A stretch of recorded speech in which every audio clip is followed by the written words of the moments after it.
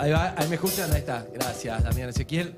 Bueno, amigos y amigas, acá estamos. Estamos con el doctor Mario Alonso Puig. Vamos a hacer un bloquecito solos y después metemos a todo el equipo. Y lo primero que le voy a decir, estuvimos hablando mucho de él porque es uno de los hombres. Cuando lo vean van a decir, mi algoritmo me lo tira siempre. Hablamos de que a todos en TikTok o en Instagram o lo que sea, sale una frase, una conferencia. La vida es de eso que puedes manejar y así varios. ¿Cómo estás, Mario? Pues muy contento, Andy, muy contento de estar aquí en la Argentina, un país tan querido, y muy contento de estar en tu programa, ¿cómo no? Es un hombre que no tiene calor. Maneja su clima corporal. Sí, con la mente. Bueno, no sé si es con la mente, pero en general me acoplo muy bien a las distintas temperaturas. Bueno, muy feliz de que estés acá. La verdad que vas a dar un montón de conferencias. Se presenta de vuelta en la Argentina. Lo hemos visto, hemos estado con él en Madrid. Y él empezó, nosotros lo conocimos cuando vino por primera vez a presentar uno de sus libros. No teníamos idea mutuamente quiénes éramos. Y bueno, y fue lo más viral hasta esta etapa viral de Perro de la Calle. Esa charla dio vueltas y vueltas por internet, por todos lados. Y bueno, y ahora se dedica, tuvo muchos años, es cirujano general, muchos años trabajó en Estados Unidos, estuvo en Harvard mucho tiempo y ahora se dedica a dar conferencias desde hace mucho tiempo ya, a publicar libros y dar conferencias por el mundo. Estuvo en lugares con Steve Wozniak, por ejemplo, que es el creador de Apple, nada más y nada menos.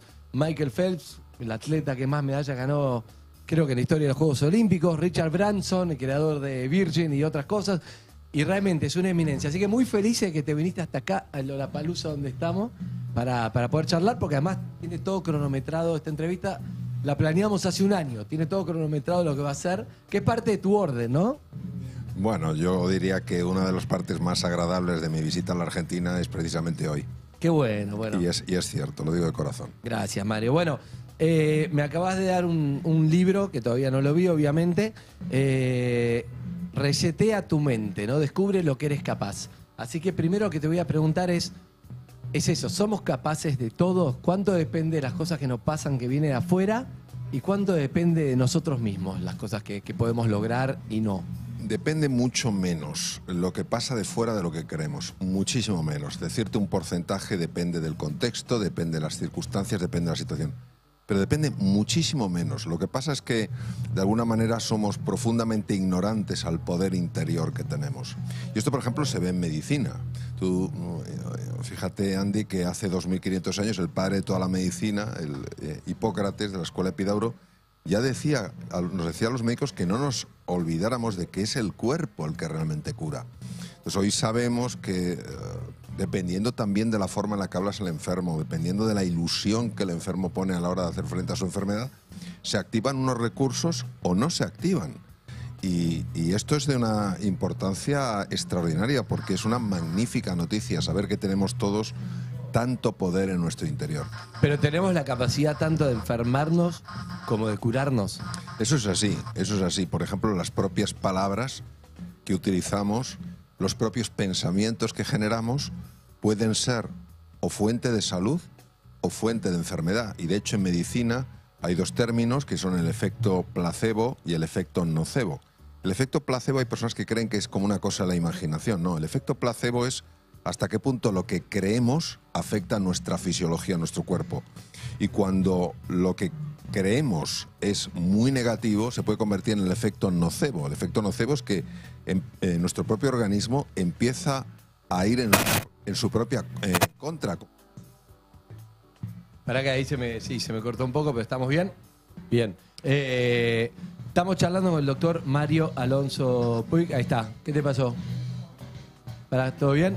Estábamos hablando del doctor Mario Alonso Puig acá desde Lollapalooza. Bueno, obviamente vos tenés un fellow en cirugía en Harvard, todo. Tenés muchas cosas que está buenísimo porque, claro, hay mucha gente que habla un poco livianamente y con las redes sociales también te pueden llegar muchas charlas, pero a mí me gusta mucho, he leído libros tuyos, te he visto muchas charlas y, claro, hablás desde las ciencias, de la medicina. Entonces lo que vos estás diciendo, muchas de las cosas que decís tienen que ver con que si controlás un poco tu mente de alguna forma positivamente, podés lograr un montón de cosas. Pero lo decís como médico, no como una cosa espiritual de, che, ¿sabes qué? Pensá en positivo, te va a ir bien la atracción, las cosas. Ahora me pregunto, para que me vaya bien en lo afectivo, en lo emocional, mis parejas, en el trabajo, ¿depende de que, che, tuve suerte, tengo un buen trabajo, tuve suerte, me tocó una buena pareja, o depende también de mí, como en lo que vos estás diciendo? Bueno, esto es una pregunta que la podemos incluso responder desde la ciencia. Vamos a ver, es muy fácil ver los efectos que tienen en nosotros ciertas cosas, ¿vale? Pues cosas que no me van bien en la vida, situaciones que me desagradan. Lo que es mucho más difícil es reconocerse como causa. Fíjate que uno de los más grandes psiquiatras que el mundo ha conocido, Carl Gustav Jung, el suizo, dijo: si no conseguimos llevar a la consciencia lo que sucede en el inconsciente seguirá guiando nuestra vida y lo llamaremos destino. Excelente. Es que es brutal, claro. Para traducir un poquito, tenemos un inconsciente que necesitamos decir, no, pará, soy yo. Porque si no te manejo el inconsciente, Claro. decimos el destino es la vida, es la suerte, y en realidad soy yo el que lo tiene que dominar. Claro, nosotros no somos conscientes, lógicamente, de lo que sucede en nuestro inconsciente. Y sin embargo, nuestro inconsciente está siendo la causa de muchos de los efectos positivos y negativos, de los cuales, efectivamente, de los cuales luego solo los percibimos como efectos. Entonces, por eso es tan importante ver el lado oculto. ¿Y cómo lo veo? ¿Cómo lo cambio? Bueno, una de las cosas que más nos ayuda es dejar de juzgarnos. Es decir, en lugar de juzgarnos, somos una generación que ha aprendido enseguida a juzgarse, a condenarse, a castigarse, a sentir la culpa. En lugar de eso, tomar la disposición de un científico. ¿Qué hace un científico? Un científico se acerca con interés, con curiosidad, empieza a explorar. Entonces, la mayor parte de las cosas que suceden en el inconsciente nos son reveladas si tenemos la disposición adecuada a observar y a escuchar. Nunca a escucharnos. Exacto. Nunca nos serán reveladas si solamente nos juzgamos. Por ejemplo, ¿cuál sería un ejemplo de juzgarme? Pues, por ejemplo, un ejemplo de juzgarte es, tú cometes un error, dices una cosa inadecuada y en ese momento empiezas a llamarte fracasado, mala persona, mal padre, mal esposo, mal hermano, etcétera. Entonces, eso es un juicio. ¿Y cómo tendría que hacerlo? Lo que tendrías que hacer es, en base a una pregunta, ¿qué me ha llevado a actuar así? ¿Qué tipo de pensamientos he generado para que dieran lugar a ese tipo de emociones? Entonces, cuando tú tomas esa disposición curiosa e interesada, las cosas cambian. Tú imagínate, Andy, tú y yo tenemos una magnífica relación, imagínate que tú me dijeras algo que a mí me doliera. Y entonces empiezo automáticamente a juzgarte. Bueno, Andy no es una persona que me tenga tanto afecto, porque Andy tal cual. Si yo, en lugar de hacer eso, quiero realmente saber decir, oye, Andy, he podido hacer algo que a ti te haya incomodado, he podido decir algo. Tú en ese momento, ante mi disposición abierta, realmente abierta e interesada a entender y a escuchar, tú en ese momento te abres y me cuentas y dices, Mario, es que no te has dado cuenta de que cuando has entrado, pues no, pues yo me hacía ilusión verte y has sido indiferente. Entonces en ese momento yo aprendo. Y claro, esto es una cosa que es muy sencilla de explicar, es muy desafiante de practicar, porque los viejos modelos mentales se cuelan. Es espectacular lo que dice, pero hay algo que es automático, el juzgar. Creo que lo que está bueno es incorporar esto de, bueno, voy a hacer un segundo paso, porque lo primero que pienso es, ¿me hizo esto? ¿Cómo puede ser? Voy, le comento a otro, lo pienso. Eso es. Este hijo de puta me hizo esto, no sé qué. Es muy difícil decir, bueno, pará, che, amigo, ¿por qué me dijiste eso? Si no sé qué, no sé qué. Puede ser que el otro tampoco esté predispuesto a hablar, pero a mí ya me va a hacer bien hacerlo. Sí, por supuesto. Tú ten en cuenta una cosa que nos pasa con frecuencia. Nosotros consideramos que nuestro punto de vista es igual a la realidad. Y yo suelo decir que el punto de vista es exclusivamente la vista desde un punto. Claro. Entonces hay muchos... Es un error pensar que... Claro. Eso es la gente que no puede discutir, ¿no? Que es como, no, es que esto es así. Claro. No, vos lo ves así, pero tenés que pensar que el otro lo ve de otra manera. Claro, la realidad tiene muchas facetas, es muy poliédrica. Entonces la única manera de que nosotros podamos captar una realidad más amplia es intentando entender desde qué otras perspectivas se puede mirar. Y esto pide de nosotros humildad, deseo de encuentro, interés y curiosidad. Si el problema no es que sea difícil que suceda, el problema es que hacemos muy difícil que suceda. ¿Qué es lo que más te preguntan en las conferencias? ¿Cuál es tu hit de los cuales siempre la gente quiere escuchar y hablar? Supongo que es de cómo ser más feliz. ¿O qué puede hacer? ¿Cuál es? Lo que más les gusta es que cuente historias. Por ejemplo, la historia de Margarita. O la de Margarita, no te la puedo preguntar de vuelta porque la escuchamos mucho, es la mejor. O sea, pero otra, contame otra. Me encanta. Es que vos contás una historia que identifica mucho. Yo, la historia que más conté después de 20 años de Perro en la Calle es la de Margarita. Pues, estoy a punto de apropiármelo y decir que fue paciente mía. Pero está estupendo. Porque estupendo. Lo contás de maravilla. Entonces, por ejemplo, una historia de un maestro zen y un joven, un maestro zen que además era experto en artes marciales, y un joven que aspiraba a superar una prueba. Entonces la prueba consistía en que el maestro, que era un maestro de lucha y además era un maestro zen, tenía un pequeño cuenco con agua y al alumno le daban un cuenco con agua. Y entonces él lo que tenía que hacer era conseguir el cuenco del maestro sin derramar nada de agua. Entonces lo que hizo el joven fue pelear con el maestro, intentar quitárselo, hasta que se dio cuenta que la prueba era superar el ego. Y entonces se paró y dijo: maestro, tú me darías tu cuenco si yo te doy el tuyo. Y en ese simple intercambio ya se resolvía la prueba, ¿no? Entonces muchas veces uno dice, es verdad. Está buena la metáfora. Muchas veces dices tú, es verdad, es que me empeño en hacer las cosas de una manera y no pienso que pueda haber una forma mucho más amable de hacerlas. Y lo que pasa es que el ego muchas veces nos domina, ¿no? Nos sentimos heridos, nos sentimos con necesidad de mostrar algo, de mostrar que estamos al mismo nivel que el otro, o que somos más o algo. ¿Cómo lo dominamos sin sentirme que por eso soy menos? Al contrario, yo supongo que la persona que es más, en realidad tiene menos ego, entonces no necesita mostrar nada, pero es difícil por momentos. Claro, esta es una de las reflexiones más importantes que tenemos que hacer en cuanto a la reinvención personal. El ego tiene una necesidad constante de autoafirmarse. ¿Por qué necesita autoafirmarse? Porque es consciente de su propia falta de solidez. O sea, el ego es una idea mental que la tenemos metida en un lugar muy profundo de nuestra mente y necesita constantemente esa autoafirmación. Pero por eso la gente, los más inseguros son los que más terminan. Yo estoy acá, yo no sé qué, yo soy buenísimo. Exacto. Que uno dice, es un ególatra, pero en realidad es inseguro, porque claro, necesita afirmarlo. Exacto, tiene que estar constantemente autoafirmándose. Entonces, de las cosas que más nos repelen es ver una persona que solo se está autoafirmando. Entonces nosotros cuando reconozcamos esa necesidad de autoafirmarnos, pues podemos elegir una cosa diferente, decir, oye, ¿por qué no conozco un poco a la otra persona? Y entonces se produce lo más bonito, que es el encuentro. Pues claro, cuando Martin Buber, que fue un filósofo alemán muy reconocido, decía que el problema surgía cuando yo soy el centro de la circunferencia, es decir, yo voy a una relación, imagínate la que sea, una relación profesional o una relación romántica, la que sea, digo, vamos a ver, ¿qué es lo que puedo sacar de aquí? Lo que a mí me duele, lo que yo necesito. Y nos olvidamos de que la otra persona pues también tiene sus sentimientos y también tiene sus necesidades. Entonces Martin Buber decía que es muy importante que dejemos de ser el centro de una circunferencia y construyamos una elipse. Fíjate qué bonito, Andy, porque la elipse tiene dos centros, no tiene uno solo. Entonces estás tú y yo. Y ahí es como se construye el nosotros.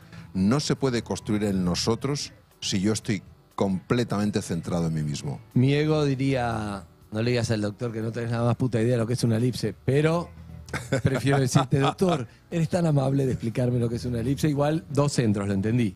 Claro, imaginemos, una elipse sería, pues por ejemplo, un hipódromo. Yo creo que los hipódromos tienen forma elíptica, no son completamente, no son una circunferencia perfecta, son elípticas, es decir, tienen un eje longitudinal más dos grande, partes iguales, más grande, exacto, que el eje transversal. Entonces, una elipse tiene dos centros. Para poder trazar una elipse necesitas dos centros. Entonces eso quiere decir pues que una relación tú no tienes que desaparecer, no es la autoinmolación, no es el sacrificio, pero tienes que incorporar a la otra persona. No solo lo que yo quiero, sino lo que la otra persona necesita. No solo lo que a mí me duele, sino lo que a la otra persona también le duele. Entonces es como un cambio de chip, es un cambio donde nosotros, al incluir a la otra persona se siente más querida, se siente más valorada, más apoyada, y ahí es cuando puede colaborar. Estamos hablando con el doctor Mario Alonso Puig, un viral viviente. Todo lo que dice lo puedes recortar y va a estar bien. Yo te quiero preguntar esto, doctor, se caga de risa el doctor. La última vez que hablamos con el doctor Mira, en Madrid en este- persona, a los sí. 2 días explotó una pandemia que cambió el mundo. Muy loco eso. Charlábamos, tomamos un café en Madrid y después se Sí, pudrió sí, todo. me Te acuerdo quiero bien. preguntar esto, Doc. ¿Qué preguntas puedo hacer en pareja? Y después, son 2 preguntas distintas. En pareja, ¿qué preguntas puedo hacerle a mi pareja que me cambia la vida o le cambia la vida o cambia la relación? Por ejemplo, ¿qué necesitas? No sé, digo, ¿qué preguntas puedo hacer? Y después, ¿qué preguntas me puedo hacer a mí mismo para mejorar, para acertar más, para ver a dónde quiero ir, para reinventarme si es necesario? Pues se me ocurre una pregunta sencilla, que A es ver. preguntarle a tu pareja, ¿qué necesitas de mí para sentirte aún más querida? Estás anotando, Sofía, ¿no? Que te vi. ¿Qué necesitas de mí para sentirte aún más querida o querido? Sí. Es muy buena. Yo creo que si preguntás eso de la nada, ¿no? Estás tomando algo y decís, che, te hago una pregunta, ¿qué necesitas de mí para sentirte más? Sería. Sí, yo creo que te cambia de verdad. Hay que Sí. bajarse el ego, hay que decir, Sí, sí. voy a estar dispuesto a hacerte más feliz a y vos. sobre todo, Andy, hay que poner el aún más querida, porque eso ya está presuponiendo algo que es muy importante, que ya la quieres. Ok. O sea, no es para quererte, no, ya la quieres, pero para que se sienta aún más querida. Entonces, las respuestas pueden ser fascinantes porque uno no se da cuenta de lo que la otra persona percibe como sentirse querido o sentirse querida. Si al final es que lo que nos falta es información Total. de lo que pasa en la otra persona. Pará, y le puedo preguntar, aunque no sea una pareja, alguien que trabaja conmigo, Claro que sí. porque Tú- también sirve. Naturalmente, tú le puedes preguntar qué puedo hacer para que te sientas más valorado, más parte de este equipo. Claro que sí. Me encanta. O sea, a veces como lo que decís es tan simple, pero creo que resuelve todo si uno lo hace. Ahora, ¿por qué no lo hacemos? Porque estamos todo el día en la vorágine, Claro. porque no nos tomamos un tiempo para decir, che, vamos a mejorar esta situación. ¿Por qué? Me pregunto, ¿por qué no se me ocurre hacer eso? Pues no se nos ocurre por una razón muy curiosa, porque la mente humana que tiene semejante lío solo le gustan las cosas complejas. Solo cree que va a funcionar lo complejo y desprecia lo sencillo. Dice, esto es demasiado sencillo Claro. para funcionar, esto es demasiado bonito para ser verdad. Entonces, de alguna manera está desestimando algo que es absolutamente nuclear. Te voy a poner un ejemplo de la medicina. Hay un gesto muy sencillo cuando a un enfermo se le va a operar. Hay que tener en cuenta la angustia, la tensión de un enfermo que va a entrar en el quirófano, a veces son cirugías muy complejas, que va a perder la conciencia cuando se le aplica la anestesia. Y claro, pues da la sensación de que solo algo complejo puede generarle a esa persona más tranquilidad. Pues no, una cosa tan sencilla como recibirle al enfermo antes de que entre en quirófano. Tú estás con tu mono de quirófano, tienes tu gorro, pero no te has puesto mascarilla porque estás en el antequirófano. Te ve la cara, le pones la mano en el antebrazo y le dices, Pedro, Isabel, todo va a ir bien. Y te lo dice el anestesista. Qué fácil es controlar la tensión arterial. Qué fácil es controlar los parámetros. Es una cosa muy sencilla, pero fíjate el impacto tan profundo que tiene. Entonces no tenemos que despreciar las cosas pequeñas, las cosas sencillas, porque pueden tener un impacto enorme en la vida de una persona. Es tremendo porque es verdad que a veces uno necesita eso. Estoy pensando otro ejemplo. ¿No? Me acordé de mi propia operación. Yo operé en noviembre, me sacaron una costilla y me dijo, ¿cómo estás, Harry? ¿Cómo estás, bebé? Me dijo, ahora te voy a dar un champancito, todo con humor, que también me dio tranquilidad. Claro. Pero a veces, porque dije, si este está para chiste, que no pasa nada, mejor, tranquilo. Pero es verdad que a mí me da miedo volar, por ejemplo. Y si el piloto viniera y me dice, se viene a la fila 37C, porque me gusta ventanilla. Viene el 37A y me dice, ¿vos sé que tiene miedo a volar? Tranquilo, no pasa nada, aunque se mueva un montón, no pasa nada. Absolutamente. Te juro que me daría mucha tranquilidad. Es Absolutamente. un dato que tenés. Y además fíjate qué explicación fisiológica tan bonita y tan sencilla. Cuando una persona tiene estrés, por ejemplo, en el volar o entrando en un quirófano, se activa precisamente Claro, no te el ayuda. eje del estrés, que libera la hormona del miedo llamada cortisol. Tú fíjate, un pequeño gesto como el que has dicho tú, el comandante o alguien se te acerca, se pone a tu lado tranquilo, hace que liberes una hormona que se llama oxitocina. Sí. La oxitocina corta el eje del estrés. Increíble. Pero ¿Y cómo lo puedo directamente. usar en mi relación día a día con alguien? Suponete, si yo me levanto a la mañana y le digo a Flor, Bueno, mi amor, tranquila, vas a tener un gran día, va a estar todo bien. ¿Suma? ¿Puede ser que dice algo, aunque no se estrene ni situación, nada? Absolutamente. Y todo lo que sea que una persona se sienta apoyada y acompañada, eso va a tener un impacto siempre. Va a tener siempre un impacto. Fíjate, se ha estudiado en personas que estaban en los hospitales por cuadros complejos, incluso con limitaciones del nivel de conciencia, porque habían tenido strokes, ictus, como el simple hecho de ser visitados, aneurismas. Sí, ser visitados por familiares, por personas que muestran un afecto, hace que mejore la evolución de eso. Entonces, es tan sencillo y a la vez es tan bonito que con un gesto auténtico así podamos tener un impacto de semejante envergadura que creo que por lo menos vale la pena probarlo. Yo estoy totalmente convencido, cada tanto mando mensaje, no sé, cuando la siento, le mando mensaje a Flor, ¿no? Y le pongo cosas lindas de la nada. Le digo, lo sentí injustificado. Y es tan bueno lo que vuelve, digo, ¿por qué no lo hago tan más seguido?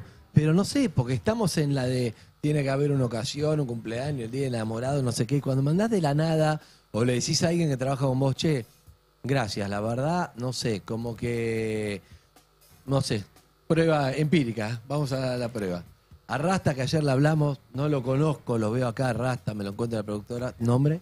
Guido Marek. Ni Guido, no sabía ni el nombre, la verdad. Guido, no te conozco mucho, pero gracias. Estás acá poniendo tu tiempo, lo mejor para enfocarnos, la verdad. Valoro tu laburo, nada más. Gracias. Gracias por decírmelo. Está buenísimo. ¿Sentiste bien? Sí, la verdad que sí, súper cómodo. Nada, o sea, no necesitabas, pero... No necesitaba, pero está bien. Está buenísimo. Gracias igualmente para vos también. Gracias por ser buen compañero de trabajo. Gracias, gracias. ¿Y por qué no lo hacemos? ¿Entendés? Bueno, hay una razón de... Es como fue lindo Sí. momento, me veo como, te van hasta como de llorar. Y digo, ¿por qué? Erraste, me hizo llorar, la puta madre. Pero fíjate, es muy lo podemos entender con bastante claridad de la siguiente manera. En el momento en el que tú te has acercado a tu compañero de trabajo y él te ha respondido y tú te has sentido que aquello era auténtico, lo mismo que le has dicho tú, en ese momento, fíjate lo que desaparece, el egocentrismo. Ya no eres yo y tú, es un nosotros intercambiando afectos, sensaciones, sentimientos. Y eso el ego humano no lo puede soportar. El ego solo se puede sostener en la separación. Por eso tenemos que criticar a todo el mundo, por eso tenemos que criticarnos a nosotros, por eso tenemos que buscar fallos en los demás como sea. Y si no, nos los inventamos. Entonces, el ego... Pero ¿por qué? ¿Cómo hago para no ser...? Yo no quiero ser así. Me reconozco que es así, me enojo y empiezo con... Ya es interno, porque después lo podés compartir con otro o interno. Pero quiero decir, pará.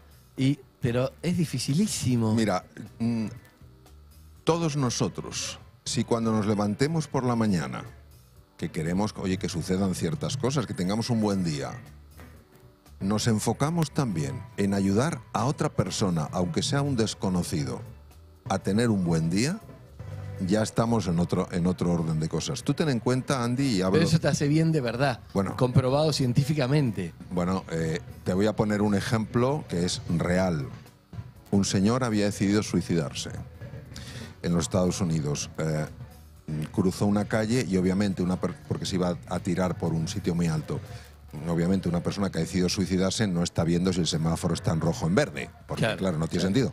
Entonces, él cruzó cuando el semáforo estaba en verde para los coches y había una señora que iba en el coche, pegó un frenazo. ¿Qué es lo normal? Lo normal es que le eches una bronca tremenda. Entonces el hombre giró, el ruido del coche al frenar, y se encontró con una sonrisa tan maravillosa que el hombre recuperó la fe en la naturaleza humana y decidió no suicidarse. ¿Eso es real? Eso es real. Sí, porque esa persona escribió una carta diciéndolo. Y yo sé que esa persona escribió una carta. Entonces, claro que es real. Es decir, lo que pasa es que nos parece demasiado bonito para ser cierto. Esa sonrisa, esa mujer la ayudó. ¿Cómo le habría ayudado empezar a gritarle? ¿Cómo le habría subido la tensión arterial a la mujer? ¿Le habría bajado el funcionamiento del sistema inmune? ¿Cómo habría ayudado al otro hombre? Le habría llenado todavía más de sensación de impotencia y desesperanza. Un gesto de soberanía personal por parte de ella. Lo lógico era reaccionar con enfado, pero ella eligió responder sabiendo que su respuesta podía mejorar quizás las cosas. y tuvo un impacto sorprendente.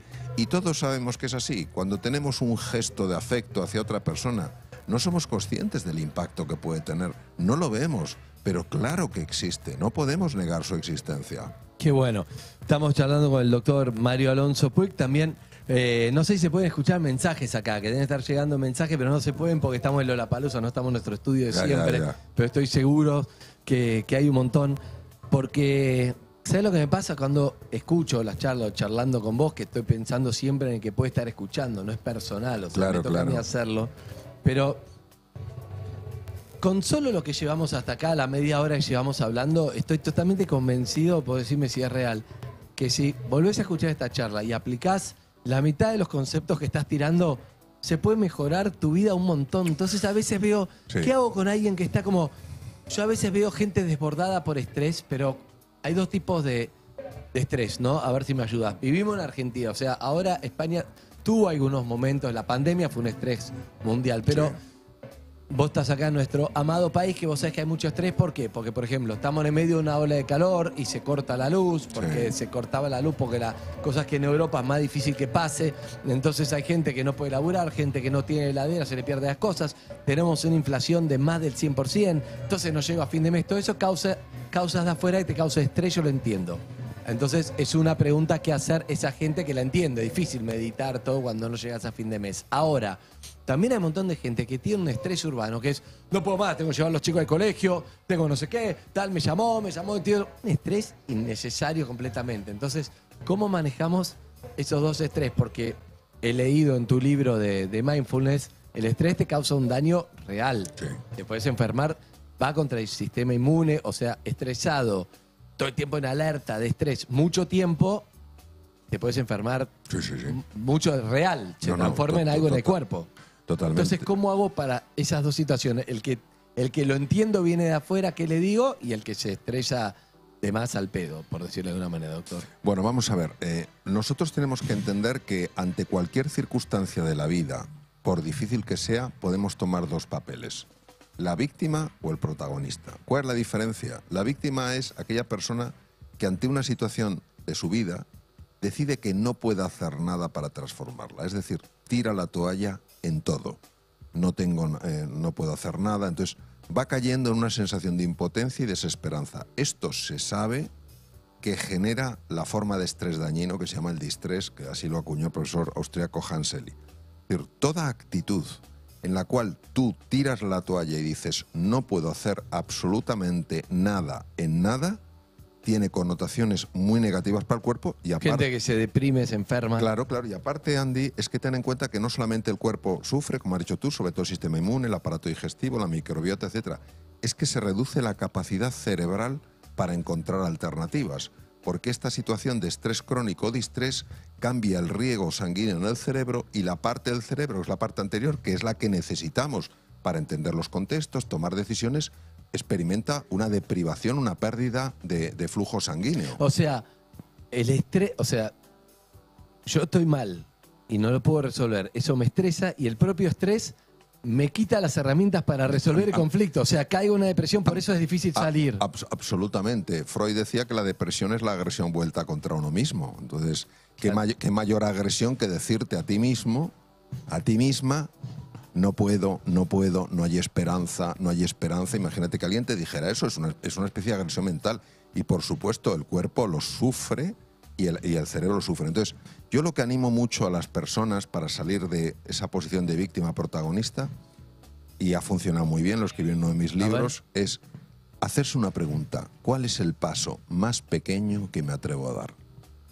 En el momento en el que dan un pequeño paso... Ya cambió. Exacto, desde pedir ayuda, desde ir a buscar un trabajo. El pequeño paso, aparentemente es un pequeño paso, pero de cara a la persona es un gran paso. ¿Por qué? Porque quiere decir que sí hay algo que puedes hacer. Entiendo. Sales del bloqueo. Te saca de la víctima, punto. Te saca de la víctima. Bien.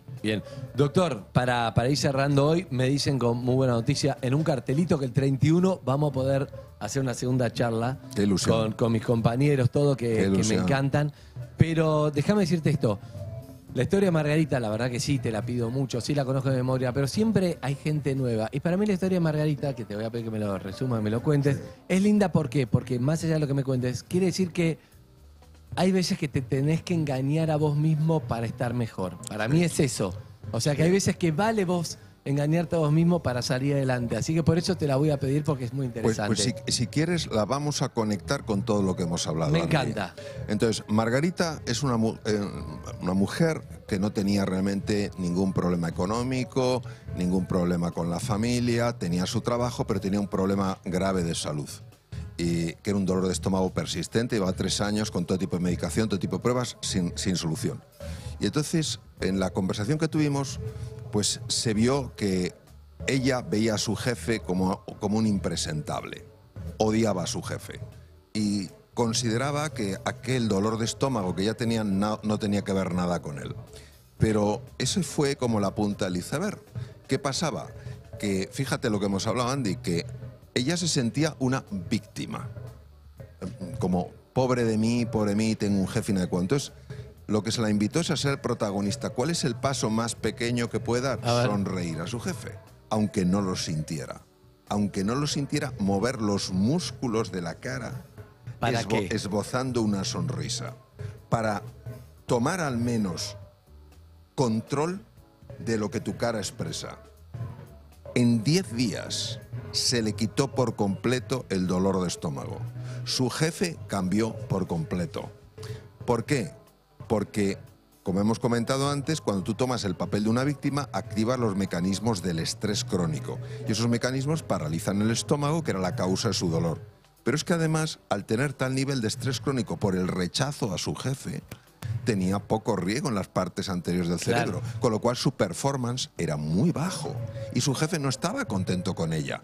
Conforme ella empezó a tomar protagonismo en algo tan sencillo como son los movimientos de la cara, su estómago empezó a liberarse de esa cárcel en la que vivía, su región anterior del cerebro, las regiones prefrontales del cerebro ejecutivo, empezaron a funcionar mejor y empezó su jefe a estar más contento con los resultados. Aparte de que ella empezó a darse cuenta que no todo en su jefe era malo. O sea que si yo estoy con cara de orto, si estoy todo el día mal, si estoy estresado, si yo lo cambio, aunque no lo sienta, porque yo siento estar con cara protestando, digo, voy a probar un día, voy a cambiar, me va a volver todo lo anterior, mi cerebro va a regar otras Claro. partes, di un pequeño paso y ya estoy en otra situación. Tú ten en cuenta una cosa, Andy. El cerebro humano está leyendo constantemente la fuente de información más importante del cuerpo, que ¿Cuál es es? la cara. Mirá, La cara. Por eso tú tienes tal sensibilidad en la cara, tal motricidad en la cara. Entonces, hay una posición de la cara que está reflejando un rechazo. ¿Qué hace el cerebro? Pues el cerebro,